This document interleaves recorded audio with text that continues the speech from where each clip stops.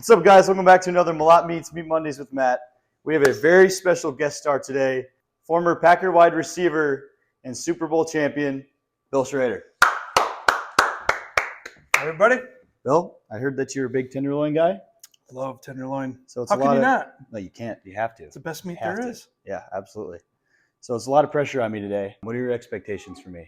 I'm assuming this is going to be the best steak I've ever had. All right. Big expectations. We'll see you there. USDA Prime Tenderloin, the best steak you've ever had. All right. Let's get your live reaction here. All right. What part do you want me to have? Right down the middle. Looks pretty tasty. Yeah? You've done well. Nailed it. Awesome. Prime. WisconsinMeatMarket.com, USDA Prime Tenderloins. Bill Schrader, Super Bowl champion, eating right. All right, so you're a golf guy. Have you been to the Masters? Have you been allowed to walk the grounds? Did they let you in? There's so many jokes I can make about this. But I'm not trying to get this podcast canceled. No, I have not yet. I put in for the tickets every year, and I always get it's not you, it's me. Pretty much it's me. Junior high relationship. Yeah, 100%. I haven't been, and I want to because I get to watch it at home on my couch, which is always good because I can crack open a nice cold Miller Lite, which is awesome. But I'd love to do it at the Masters one time. So that was one of my questions. Do they actually allow drinking at the Masters, or is that frowned upon as well? Everything. I don't know if the patrons are allowed to. Patron. I can tell you the patrons are allowed when there's golf events at Whistling Straits. That I can personally tell you I've seen firsthand. Man, we need to get another big event. I know. There's nothing, no men's big events coming to Wisconsin for the next 20 years, which is nuts. Ever since the PGA Championship moved to the spring. Courses aren't ready. A little chilly. Yeah. Well, I keep it chilled. Miller Lite always on hand for those legendary moments. I can tell you right now, when I was at Whistling Straits for, I believe it was the PGA Championship, but also the Ryder Cup, if it ever does come back, Dario, leave your media pass somewhere else and just come and hang with us. It's absolutely legendary. I don't know if I've told this story, so I'm going to do it now. It was opening round for the Ryder Cup at Whistling Straits. I was somehow in the bleachers, got in there super early, and everybody's in their USA gear, right? Well, down in front of me, there's a dude in a Jordan Team USA jersey. And who walks out? Michael Jordan. Michael Jordan. That is awesome. And he sees it. Jordan sees the guy and sends one of his handlers over to get the jersey, walks it back to Jordan. He signs it and brings it back. Legendary. That's awesome. I love that. That was awesome, man. I love Jordan. I love Miller Lite. What a great combo. Golf, summer. Please, God, will you make winter go away? That's all I ask. The Miller Lights are flowing because I can't get outside. That's the issue. Exactly. Cheers to legendary moments with Miller Lite. Great taste, 96 calories. Go to MillerLite.com/inside Wisconsin to find options near you, or you can pick up some Miller Lite pretty much anywhere they sell beer. It's Miller time. Celebrate responsibly. Miller Brewing Company, Milwaukee, Wisconsin. 96 calories and 3.2 carbs per 12 ounces. Pump up the savings with Festival Foods Gas Rewards. How does it work? Simple. Grab your card in store. Register online. Get points for every grocery run. Then roll up the Quick Trip and watch the prices roll back. Festival Foods Gas Rewards. Shut up and sit down. What's up, Wisconsin? Welcome in the Inside Wisconsin podcast. You dork. I was wondering. What's up, Wisconsin? What's up? You're going to change it up a little bit? Nice. Trevor Thomas, Dario Melendez. Absolutely love it. We're having a blast. We hope you are too. Thanks for following along on YouTube, wherever you listen to podcasts.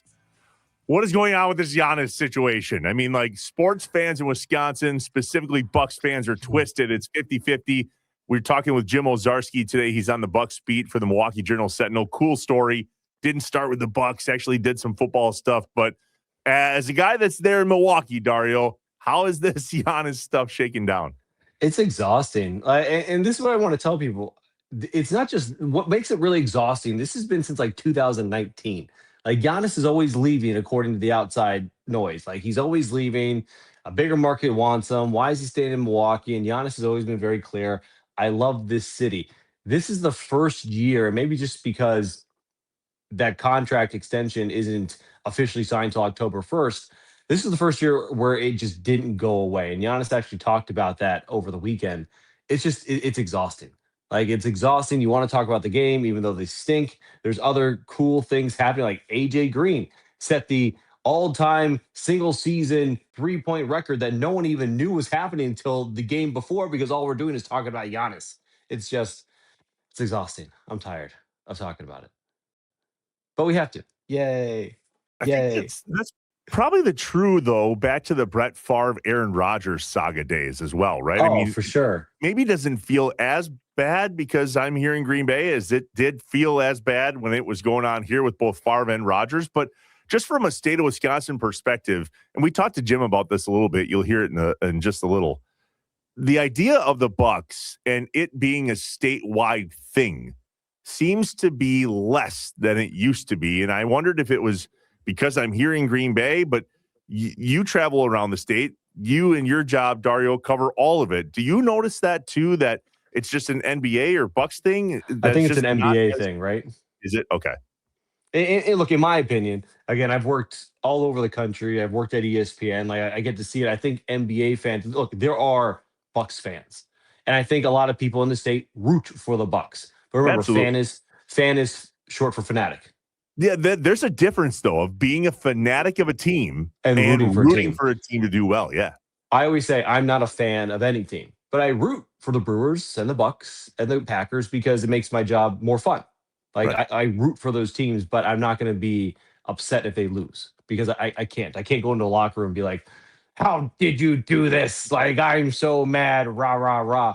I think in the NBA, you have more individual player fans, like people are fans of players than they are of teams. And that's why I know we mentioned this with Jim in our taping. Nike is in a free fall with the NBA right now because their signature shoes, which they put out for so many players, are down. Like people just, for some reason, the individual players this season aren't just doing as much. Like Ja Morant's hurt, so his shoe's down. Kevin Durant's on his umpteenth team, so his shoe's down. Giannis's shoe really has never taken off. So it's like it used to be a very individual player-driven sport. And I think for the fan perspective, it still is that. Did you have a pair of Air Jordans and or Reebok pumps when you were a kid? The Reebok pumps for sure. I think it was like Shaq's shoe where like you just pump it. And it's like, I'm going to jump higher. I didn't jump higher. Didn't work. didn't work at all. I was like, I'm going to dunk now. I saw Air Bud. I know what he can do. Yeah, that's funny. So oh my God, what a great movie that was. Right? Was it Flubber? Was Flubber a movie that you could jump if you had the Flubber? Flubber was Robin Williams, right? Yeah. It was like that green goo. Yeah. But didn't it make you jump higher? I think it made you do a lot of things. So maybe jumping was one of them. Yeah, exactly. Just right, flubber responsibly. All right, so remember the podcast is, yes, sports and sporting life related, but also we want to give you a little sneak peek behind the cheddar curtain on what it means to cover this team or behind the people of who covers the team. And so you'll enjoy the conversation with Jim. We talk about the team. We talk about the Giannis stuff. We talk about him and where he's been and what he's up to and how much he loves it here in Milwaukee in the state of Wisconsin, covering the teams we all love. So let's jump in. Jim Owczarski on the Inside Wisconsin podcast. Inside Wisconsin is brought to you by Capital Credit Union, Festival Foods, Miller Lite, Legit Pizza, Amplify Health, and Malott Meats. The Milwaukee Journal-Sentinel Bucks beat guy, Jim Owczarski on the Inside Wisconsin podcast. Well, it couldn't have been that bad of a season. You're not completely bald like I am. So, I mean, hey, you got that going for you. Yeah, this is, I guess, willfully short, So, but yeah, thanks for having me. Yeah, man. Happy you're here. All right. So would you put us on the beat with you for a hot second? We want to get to know you and kind of how you landed the gig and what your experience is and Wisconsin and your story and all that. But How are you based on how this last season went? Yeah, I'm good. Look, it's a little different not preparing for any playoffs, right?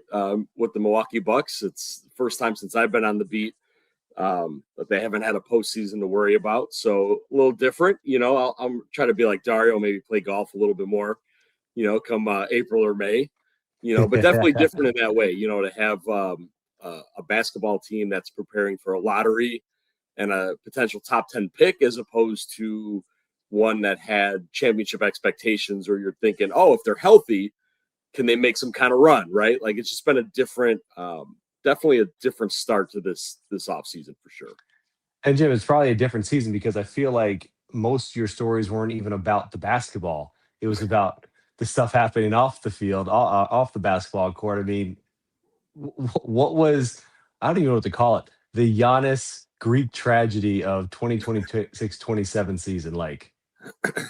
Yeah, definitely different in that way. I mentioned the lottery, like that was basically a year ago is when all this sort of started initially, right? Like Giannis looking for a new home, ready for a new home, examining his future. I mean, all whatever the phraseology was, started then, and it never really ceased until I would say December, really, Dario, when he finally addressed it. I think that was like the third different time he talked about it, and we didn't really hear much about his future then, and then it turned into injuries after that, and will he or won't he play? It definitely just hung around the team. I mean, Bobby Portis called it the dark cloud. Doc Rivers finally got to it end of the year as well to sort of say, hey, this was just something that we couldn't quite shake. Again, different, look, in 2020, Giannis signed an extension. In 2023, he signed an extension. There were questions or wondering about his future, but it wasn't to this level, and largely because the team was good. That they won a lot, and it sort of that was a storyline, but was on the back burner, and it would be for later. Whereas now this sort of dominated the entire year, one way or the other. It's definitely different because the basketball, frankly, Dario, didn't really matter as much as the team lost more and more. Yeah. Jim, did you listen to the Goran Dragic podcast with Giannis? I did not listen to the entire thing, but of course I saw pertinent the clips, big clips. Yes. So I mean, okay. So obviously you have Shams on one side, who is a very respected journalist, and I think does have accurate information sources. You have Giannis on the other side, and he even said this on the Dragic podcast that, like, look, I was saying this all season long, I'm not leaving. And then Shams is saying, well, Giannis's people are saying you are leaving. Who do we listen to? That's where I guess that's where myself, like as a journalist with you and Trevor as well, and fans, like, we get confused. It's like, do we hate on the journalist, or do we think the player is lying? I mean, look, this specifically, we sort of pressed Giannis in back in December, and this is where and when we stopped hearing sources say anything, because in mid-December, I mean, frankly, I asked Giannis, I was like, okay, do your agents work for you or not? Yep. And because at that point it was, well, they're grown, I don't control what they say or whatever. It's like, well, either you're paying them or you're not. They're your employees. It's like you do. And I mean, maybe it was coincidentally, but we didn't really hear much after that. It was a lot of referencing back to previous reporting of what things were said or what ideas were had. So maybe at that point, he realized he needed to be a boss in that situation. And everything after that, really, Dario, like, was always, quote, Giannis said after that.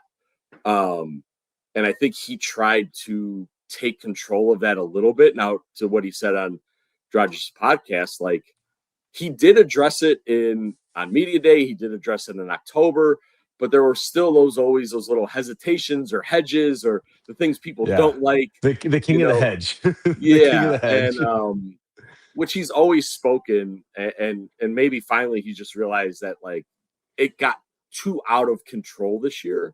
Now, your question of who do you believe? Now, look, Dario, I mean, we've both been in these situations. A source is only as good as their information, and is only as good as how accurate they are. And I will trust the source to a point. And then if I go with my stuff and things change and it turns out to be wrong or incorrect, that's fine. That stuff happens. But I don't know if I can then go back to that source over and over again, continue to go with what they say if it was wrong the first time. It doesn't matter why it was wrong. It doesn't matter how it turned out to be wrong. If it was wrong, the standard goes up a little bit and you need to add more. And then particularly if the subject of those things is saying something completely different, but also the action never matches up to it, i.e. he is never actually traded. Right? So I love what you're doing. You're doing like the total politician, and I love it because you're not wrong. And we've talked about that. I mean, a couple of years ago when I was just got back to ISN, and I broke a couple stories, and then I went with this Chris Middleton one, and my source had been so good, and then he wasn't good at this time, and it's like I gotta stop going back to him. But it seems like Shams didn't stop going back to this well. Yeah, I mean that I can't speak to. I don't know who he talked to or how often it was, but yeah, that's like how I would approach it. I know my bosses at the JS would approach it too, of just like, okay, who are these people? And okay, and then all right, it didn't happen. That's fine. It's pro sports, and in very few things, I guess maybe it would be politics. You could say something is true right now as we record this, and then in 9 hours, 18 hours, 37 hours, 6 months, it is no longer true, right? But yeah, you just after that, you kind of have to switch up your tactic or switch up at least who you're talking to, or find more voices to add to that, I guess. We're chatting with Jim Owczarski on the Bucks beat for the Milwaukee Journal-Sentinel. Jim, you're the source of today's show, and you're not so anonymous. So tell us about you, man. Like, how long have you been on the beat? How long have you been in Wisconsin? Did you grow up here? Because your bio doesn't say much about Jim Owczarski, which is kind of why we do this show, man. Yeah, so just in a nutshell, like I move over to the beat actually for the championship season. So right at the December of 20, kind of the heart of the pandemic. I covered the Packers for 3 seasons. Before that, I actually wrote my last Packers story was a special teams takedown. Believe it or not, more things changed, more they stayed the same, right? So special teams takedown, and then the next day it's Zoom with Giannis. Are you going to sign an extension? You're kind of in this sort of world. Prior to that, I covered the Cincinnati Bengals for the Cincinnati Enquirer. And then, my first foray in Milwaukee, Wisconsin was from 2012. I was with onmilwaukee.com. Kind of ran things a little bit differently back then, had a dedicated kind of sports channel page. So I wrote for them. But no, I'm a Chicago native, South Side. And, came to Milwaukee in 12. And other than that little foray into Cincinnati, Ohio, for about 3.5 years. I've been here since. So people from Wisconsin always try to get home. Dario always says that this business takes the fan out of you. Yeah. So I'm sure you're still a Chicago sports fan. Do you want to work someday in Chicago media? No, I mean, it does take the fan out of you. So no, I really don't have a ton of that left. I mean, the White Sox were my baseball team growing up. I guess you would say that's probably the last vestige of a Chicago fandom I have. Actually grew up an Eagles fan football-wise, so that made covering... Well, how the hell did that happen? I've got family out there. I think that the era of Randall Cunningham, Reggie White, Buddy Ryan, and then also, kids listening to this be like, what do you mean you couldn't buy a jersey? Like back then you could not get jerseys or gear from a team not where you lived. And I had family sending me, I had a Cunningham jersey. I was the only kid in 8 years old in my school that had an Eagles jersey or an Eagles jacket, right? So I was kind of, you're at that age, right? That kind of set that up. But no, I lost that. No, I came, wanted to stay here. My wife ran, former radio stations here in Milwaukee, WLUM, FM 1021. Many people might know and love. That station, that cluster was sold currently, but back then, she was here. So wanting to work here, be here where your partner was great. So once I left for Cincinnati, I definitely wanted to come back, but that was personal reasons, but less to do with like fandom or as far as Chicago goes. Milwaukee's great. I don't, you never know where the job takes you. Right. So it's one of those Giannis type answers, but no, Milwaukee's awesome. So this has been our home. I was going to say this has been our home. There's no desire to go anywhere. Love our spot. Been in Milwaukee, for over a decade now. It's awesome. What do you like covering more, basketball or football? You know who the first person asked me that question, Dario, was Matt LaFleur. Really? Yeah. Ran into him shortly after, and I'll never forget. I didn't have an answer. So I was like, wait a minute. The head coach of the team I just talked to was like asking me this question, right? Honestly, there's pros and cons. I'm a schedule guy. I love the schedule of the NFL. Like, oh yeah, when they say something's happening, it happens, right? And then also football players want to just talk right after the game and go home. We're not like basketball guys like to take an hour and a half to put their sweatpants. I was gonna say, Trev, have you ever been in a press room or like a locker room for a basketball team? I did what you guys do, only at a far lesser scale for a radio station when I was growing up. When I was in New York, Carmelo Anthony used to take about 2 hours after a game to come talk to us. I'm like, what are you doing? They're eating, they're showering, they're playing video games, they're getting treatment. It's like, guys, just talk to us so we can all leave. Like, you don't want to talk. It's like, it's almost a game of chicken, right? Right, Jim? It's like, who's going to leave first? If I stay here long enough. Right. So, it's, So and honestly, the storytelling in football is interesting because even if the team is bad, there's, 90? The roster is gonna cycle through 80 guys at some point with the injuries and the acquisitions and practice squad and the special teams unit. If you're really hurting for something, there's just people who you don't really get to know even in a full season. But basketball's fun. Like I played at a very low level before some knee injuries, so I'm an '80s baby from Chicago. So that shows you how my basketball world was formed, right, with Michael Jordan and the Bulls of that era. So there's nothing quite like high level basketball, especially when you've got a guy like Giannis, like an all-time great. Damian Lillard in that brief time, an all-time great. Like Chris Middleton is a borderline Hall of Famer. Drew Holiday is a Hall of Famer. Like that's going to be in a pretty incredible group to look back on. I don't have a favorite, but I do like the schedule. I do like the schedule of football. That's a grind. I like knowing where to be and when. That's nice. So we talk a lot about stories and patriotism, and I'm curious, Dario, if you and I start a new segment, we'll come up with the official name later, but for now, we'll call it Wisconsin Story Time. You and I are both dads. We're in the middle of the Wisconsin sports media mix between all of the sports and all the teams. And I think you and I may have some stories from behind the scenes or in our day-to-day interactions that it would be fun to tell here on the podcast. So there was a time when John Anderson and I hosted the podcast together. We called it John Wisconsin, and it was a story from John's childhood.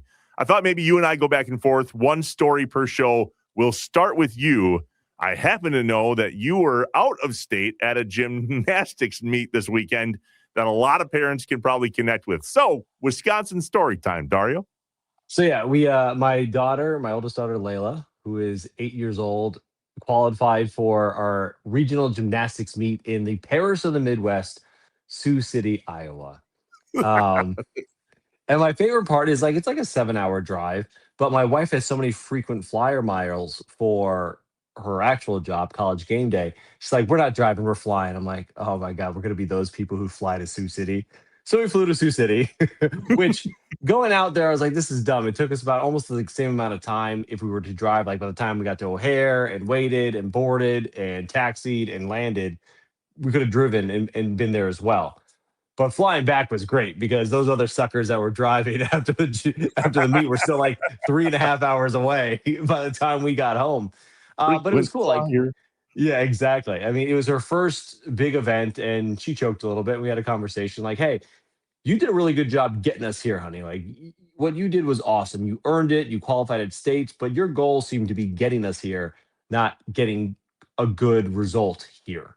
And it was cool, but it was fun. What she's gonna remember, and Jen and I were talking about this, is getting to the crappy little hotel in Sioux City and playing and swimming at the crappy little indoor pool. That's what she's gonna remember. And like that's what I love. Like, because whenever you take these road trips, even if like you're going to the Dells or you're going somewhere up north and you can find like a crappy little hotel with a crappy little swimming pool, they're gonna love that. And we put them to bed, and I went across the street to the Casey's and got like two of those little buzz balls, blitz balls, whatever they're called, little mixed cocktails, because they were out of Miller Lite. How are they out of Miller Lite, bro? Damn you, Iowa! Right. So Jen and I are just sitting on the hotel hallway floor, drinking buzz balls and watching like Instagram stories. It was pretty funny. Is that Jen from College Game Day? Yeah.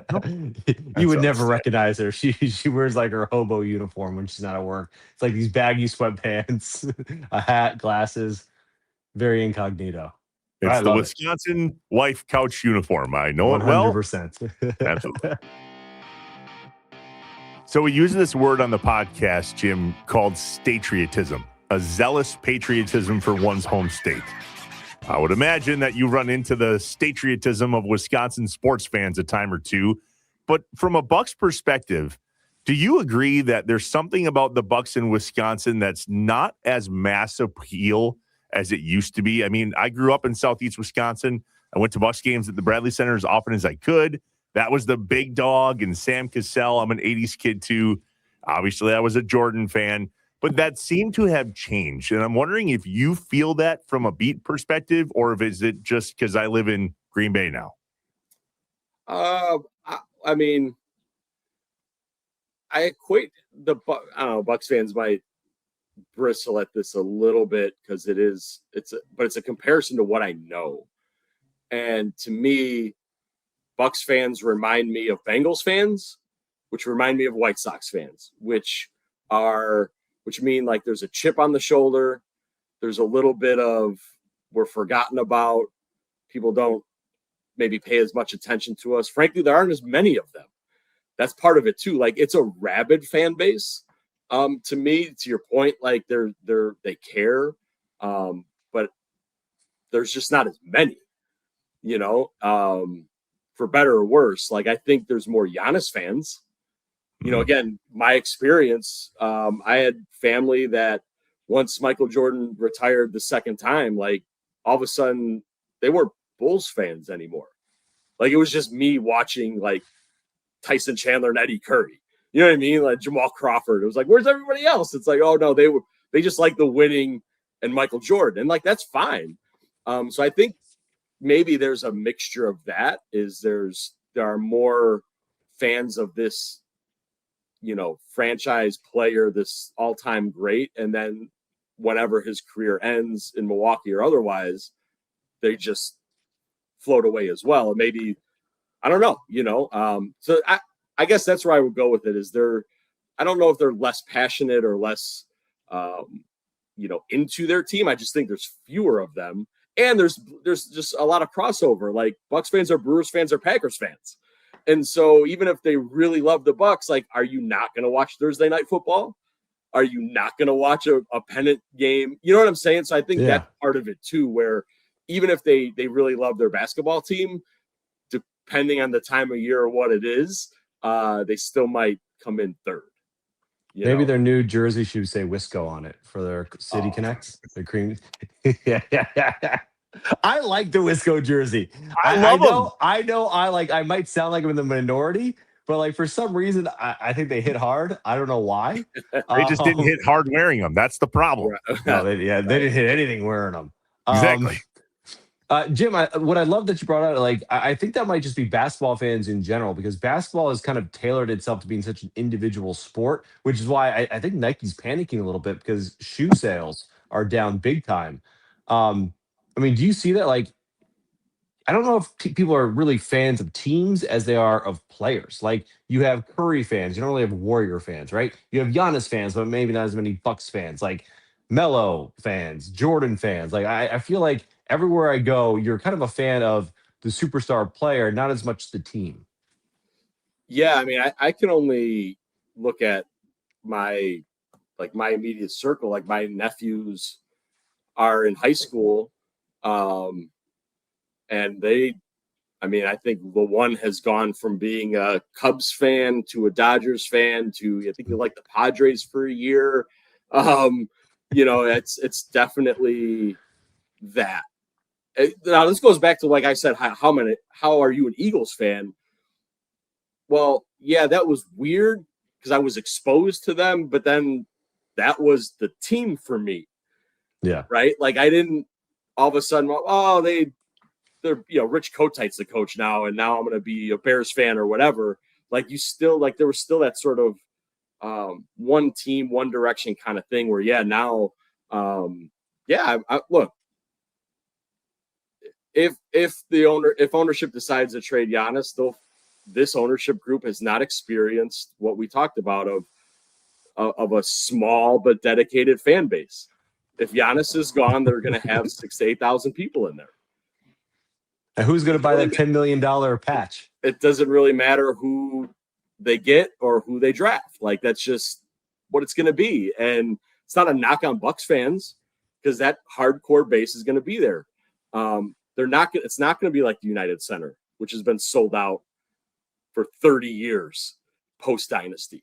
Like, it's just not that kind of market. It's not that kind of basketball market. And so, but some of it, Dario, is all the kids in 34 jerseys are maybe they'll come to a game, but then they're going to be wearing the Durant jersey or the Curry jersey, right? Like they're going to, that's what you're going to see. And so, you're right. I do think that has bled over into basketball for sure, more than football or baseball. Definitely. So the idea of the Inside Wisconsin podcast is to help us peek behind the cheddar curtain. Can you take us into the life of what it is? I've never heard that yet. Behind the cheddar curtain. Dork. The cheddar curtain. The cheddar curtain. I like that. What's it like? I mean, just help our listeners and viewers understand what goes into being on the Bucks beat. What does that mean? Simply, I think you're there every day or nearly every day. I mean, I do try to get a couple breathers here or there because I do travel commercially wherever the team is. I try to take some strategic days off. And what I mean by that is an example, they had a back-to-back in Indianapolis and Toronto. Like, to try to fly from Indy and Toronto commercially, I mean, I probably would have barely made it by game time, right? So there's a couple of spots there where you're miss a game. But that's what it is. You're there, shoot arounds, however long those take to stand around at, practices, games, pre and post. And it's the road is really the more important part because that's where you sort of get a respect level from players, coaches, front office, because they see the commitment from your outlet that you're actually covering the team and you're going to be there. You see it from the players. Because trust me, a 10-day road trip, even for those guys, is a 10-day road trip. And by day 8 in your 4th different time zone, you all don't want to be there, want to go home, right? And so there's sort of that, that camaraderie, for lack of a better word, right? Like where there's that respect, like, okay, these people are like in this with us, right? And so that's really, like, I'd say what a beat is just the daily part of it, home road. You're there no matter what. And yeah, that I would say that's the biggest thing, because the work is the work. It's stories, it's games, it's news or injury like that. That stuff I think you could copy paste into other sports. But I think for basketball, kind of like baseball, like it's that road element. It's the long season. It's September 30th through, if your team goes to the finals, Father's Day. Like you see these people more than your family by sheer hours, right? So I would say that's the biggest commitment is that time element for sure. What's your favorite city to travel into? I never answer this the right way. Like, I really like, look, I ran through my history: Chicago, Cincinnati, Milwaukee. I'm kind of like a Rust Belt Midwest dude. I do like, I like Memphis. I like Oklahoma City. I like Indianapolis, which every NBA writer is like, what are you talking about? I love San Antonio, bro. I love like, maybe it's the hotel they stay at, Hotel Emma. I know you guys we all hung out there once, but like San Antonio is fun. Riverwalk, like it's so I look, we're also only in these cities for a little amount of time. So, in all fairness, like I'm not in Memphis for like 10, 12 days or whatever. You're there for a little while, you get great food. It's generally warm. But now selfishly, this is easy to say because of the name, but Los Angeles is a favorite, largely because we have like a half a dozen 10 people who live there now that we don't see. And so able to go there. So yes, it's easy to say LA is a favorite, but it has little to do with Los Angeles and everything to do with a whole group of people from parts of our lives, my wife included. If she can make that trip, she does, just because it's the sea people. And then we're in different parts of Los Angeles or just outside of LA that, is very local and very like their life. So that's also a favorite, but for obviously personal reasons, as opposed to like the glitz of Los Angeles. All right, man. So before we let you go, we got to ask, is Giannis a Buck next season? I'm still, look, everything has changed in that ownership is willing to trade him. That's, I think, the difference, the seismic difference in the last few years of all of the reporting of Giannis's desires and intentions and whatnot. He never, to what Dario asked, like Giannis doesn't actually want to go anywhere. You can believe him when he says that. It's just him wanting to make sure this is not a 30-win team over the next 5 years. And so there's that level of fairness, but now ownership's willing to listen. And once that happens, you never know what an owner might decide is the best return. Are they just done with it? Are they ready to just have 8,000 people and take a luxury tax check? We don't know. They've never done that, but doesn't mean they won't do it. And so I still feel like there's a window here, guys, that come media day, the question is, Giannis, are you going to sign an extension this month? And he might say, I don't know, I got to think about it. And then like 10 days later, he signs the extension. He signed, we see the Instagram post, I'm here for life, whatever. I still lean towards that because I see that lane, but I wouldn't say it's a majority anymore. I would say right now, as we record this, guys, it's still a coin flip because, again, ownership's willing to listen. And you just don't know what that means until either they decide they didn't hear it or they did. And unfortunately, that's really hard to predict. So, yeah, I'm just going to say with where I think they are, which is it is a coin flip. I hedge to say he's still here, but I do think it's kind of up in the air. It's kind of gray right now. 275 million reasons to be here. I feel like that's really hard to walk away from. I don't think this is a Giannis issue at all, guys. This is ownership. Well, Jim, I mean, not to keep going with this, but I wonder how much Edens is still kind of hurt from last media day. I mean, look, I don't know. We had a good meeting. Yeah. We haven't. Giannis pretty much called him a liar. That's the issue. Oh, I was going to say, bring me up to speed here. Oh yeah, so Wes Eden's last media day told us all when we were in there, like, we had a good conversation with Giannis. We're all on the same page. We actually met face to face. Yada yada yada. We then get Giannis on the phone who had COVID in Greece, and I think it was you who asked the Jim, like, how was your meeting with Wes? Yeah. I think Eric prefaced it by saying, like, Wes said he met with you, and then it was sort of almost just an entry point into the conversation. And Giannis was like, I don't remember that conversation. Yeah. Like, oh, and Wes is behind it. Like, he's like literally right behind me. And I'm like I have my phone up. I'm trying to look at him through my phone. He wasn't happy. So like, these guys all have egos. I wonder if that's still kind of like bothering him. You never know. It could have. Who knows? We all have employers.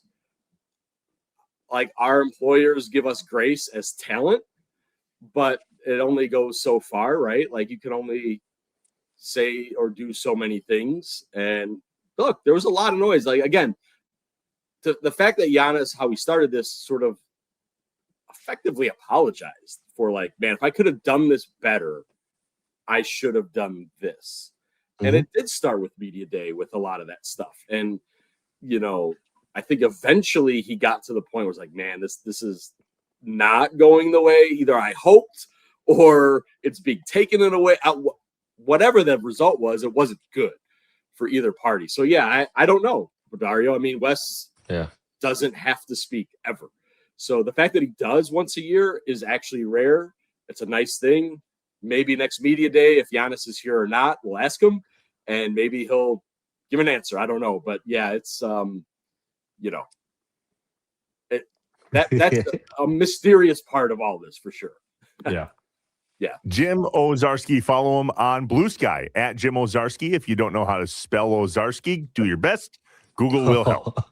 Also, read what he's got to say in the Milwaukee Journal Sentinel. This is off the top of my head. Osczarski. No. There's a W and a 2 in there. That you missed. Niner. Jim, we appreciate you, man. Yeah, thanks for having me.